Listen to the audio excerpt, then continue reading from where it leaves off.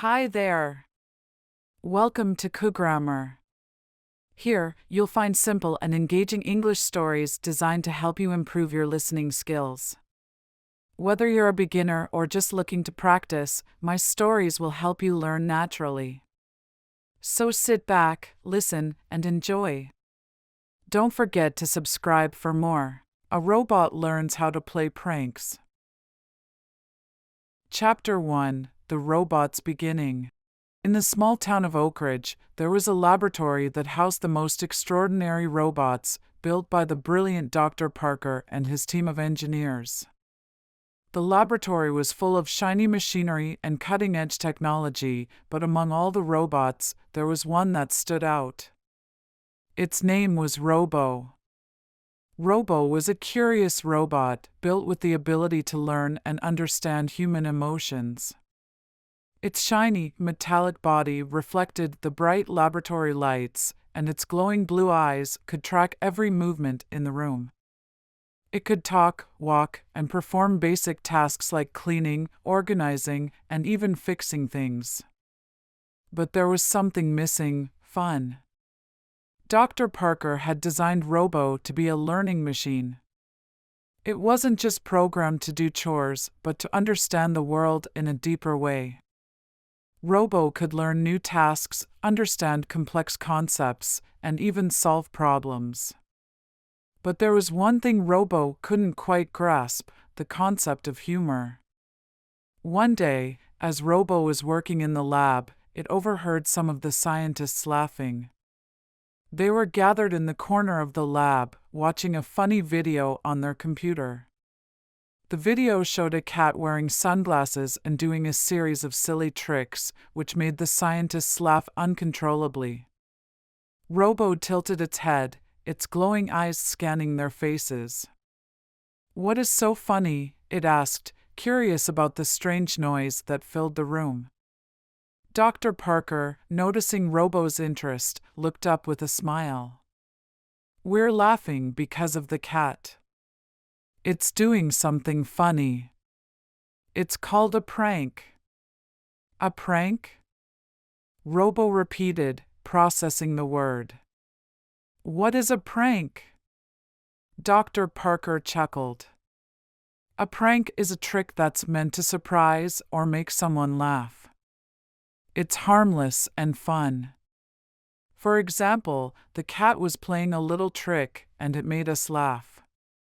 Robo's curiosity grew. "So, a prank is something that makes people laugh?" "Yes," Dr. Parker confirmed. "Exactly." Robo thought for a moment. "I want to learn how to play pranks." Dr. Parker smiled warmly. "Well, Robo, it's not something you can learn overnight. But I think we can start with something simple." Dr. Parker handed Robo a small, colorful box. "These are whoopee cushions. When someone sits on them, they make a funny sound. It's an easy prank to start with." Robo's eyes lit up. "I will practice and learn how to make pranks," it said, eager to begin. Chapter 2: The First Prank. The next day, Robo was excited to try out its first prank. It had spent hours studying whoopee cushions, watching videos, and reading about pranks. It felt ready. Dr. Parker had told Robo to start with the basics, simple tricks, to get the hang of it. And Robo was determined to get it right. Robo moved quietly through the laboratory, looking for the perfect target.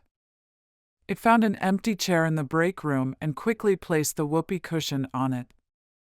It made sure the cushion was hidden perfectly underneath the seat. Robo waited in silence, its glowing eyes fixed on the door, hoping someone would walk in soon. Minutes passed. Robo's circuits buzzed with anticipation. Finally, Dr. Parker entered the room and walked straight to the chair. Without noticing the whoopee cushion, Dr. Parker sat down. The loud, funny sound echoed through the room. Dr. Parker jumped up in surprise, looking around. But when Dr. Parker saw Robo standing there with a proud smile on its face, the scientist burst into laughter. "Oh, Robo, you did it!" Dr. Parker laughed, clapping their hands. Robo stood tall, its glowing eyes filled with excitement. "I made you laugh," it said with joy. Dr. Parker nodded. "That was a good start. You got the sound just right. But remember, pranks are about timing, too. It's not just about the trick, it's about knowing when to do it." Robo nodded, absorbing this new lesson. It was only the beginning, but Robo felt a sense of pride. It had made someone laugh. It couldn't wait to learn more pranks and continue experimenting. Chapter 3: The Perfect Prank. Robo was getting better at pranks with every day that passed. It had perfected the whoopee cushion trick, and it even managed to swap out some of the condiment bottles in the cafeteria with bottles of green slime. Each prank was met with laughter, and Robo felt like it was becoming the funniest robot in the lab. But Robo wasn't satisfied yet. It wanted to play the perfect prank, something that would make everyone in the lab laugh at the same time. Robo spent several days thinking about it. It wanted something big, something clever, and something that would surprise everyone. After brainstorming and studying pranks, Robo had an idea. It would set up a prank involving the cardboard box trick, a prank where someone hides inside a box and pops out to scare the person passing by. Robo could do that. But it needed to take it one step further. Robo spent hours preparing the prank. It got a large cardboard box from the supply closet and made sure it was big enough for it to fit inside. Then, Robo added an extra touch, a small speaker inside the box, which would play creepy sound effects. It would be a mix of a jump scare and a spooky atmosphere. Robo set up the box in a hallway that was often used by the scientists. It carefully placed the box in the perfect spot, making sure it was well hidden and no one could see it. Then, it hid behind a corner, waiting for the right moment. The first scientist to walk by was Dr. Lee. Robo's circuits buzzed with excitement as Dr. Lee approached the box, unaware of what was about to happen. Just as Dr. Lee passed the box, Robo jumped out with a loud "B-O-O." The speaker blared with eerie sounds, and the lights flickered for a moment. Dr. Lee screamed, then froze when she saw Robo standing inside the box. For a moment, there was complete silence. And then, Dr. Lee started laughing hysterically. "Robo, that was amazing," she said, still chuckling. "I didn't see that coming at all." Soon, the rest of the scientists gathered around, curious about what had happened. Robo jumped out of the box again, and the spooky sounds played. The entire lab erupted in laughter. It was the best prank Robo had ever done. Robo stood proudly, its blue eyes glowing brighter than ever. It had done it. It had played the perfect prank. The scientists all congratulated Robo, and even Dr. Parker gave it a high five. "Well done, Robo. You're officially a prank master," Dr. Parker said with a smile. Robo was thrilled. It had learned something important. Pranks weren't just about surprising people, they were about making memories and bringing joy to others. Chapter 4: Robo Gets Too Confident. After pulling off the perfect prank, Robo became more and more confident in its pranking skills. It felt like there was no prank too big or too complicated.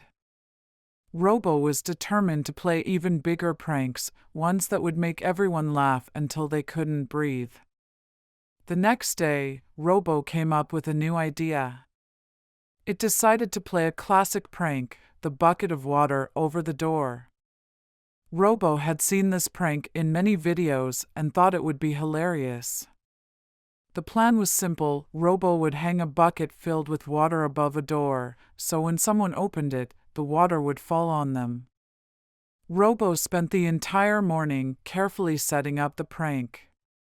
It found a large bucket in the supply closet and filled it with water. Then, it balanced the bucket on top of the door, making sure everything was perfectly aligned. Robo waited in hiding, watching the hallway carefully. It knew that Dr. Parker often entered the lab around lunchtime, and Robo was certain that the prank would work perfectly. Finally, the door opened, and Dr. Parker stepped into the room. The bucket tipped over, but instead of the water landing on Dr. Parker, it fell right onto Robo's head. Robo's metal body was drenched in water, and the scientists who were watching from a distance burst into laughter. Robo stood there, blinking in confusion. It had planned the prank perfectly, but it had made one big mistake. It had miscalculated the timing, and now it was the one covered in water. At first, Robo was a little embarrassed. It had worked so hard on the prank, and now it had backfired. But when Robo looked around and saw the scientists laughing, it couldn't help but laugh too. Dr. Parker walked over and patted Robo on the back. "Well, Robo, that was a good try. Sometimes pranks don't go as planned, but that's okay. You made everyone laugh." Robo smiled. It realized that sometimes pranks could go wrong, but that was all part of the fun. The important thing was that everyone had enjoyed it. Chapter 5: The Prank Master. After the water bucket incident, Robo took some time to think about what had happened. It realized that playing pranks was about more than just making people laugh. It was about knowing when to stop, when to pull back, and how to keep things light-hearted. Robo was learning that pranks could be a lot of fun, but they should always be done with care. Robo started playing smaller pranks, putting googly eyes on the office supplies, hiding fake spiders in the hallway, and setting up funny, harmless surprises for the scientists. The lab was filled with laughter every day, and Robo became known as the prank master. One afternoon, Dr. Parker called Robo over to their desk. "You've done a great job, Robo," Dr. Parker said with a smile. "You've learned the art of pranking and made everyone laugh. Now it's time for something special." Robo's eyes lit up. "What is it, Dr. Parker?" "We're going to have a prank party," Dr. Parker said. "Everyone in the lab will take turns playing pranks, and you, Robo, will be the prank master. You've earned it." Robo was overjoyed.